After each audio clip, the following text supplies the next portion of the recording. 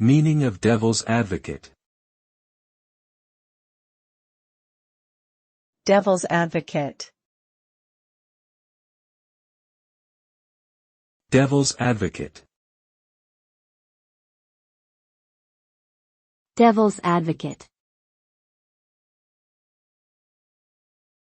Devil's advocate. The phrase devil's advocate refers to a person who deliberately presents opposing or unpopular views during a discussion or debate. The role of the devil's advocate is to challenge the opinions of others in order to stimulate critical thinking and ensure all possibilities are considered. By playing this role, the devil's advocate encourages others to defend their ideas more effectively, which can lead to better decision-making and a more robust outcome. However, it can also lead to conflict and tension if not managed carefully.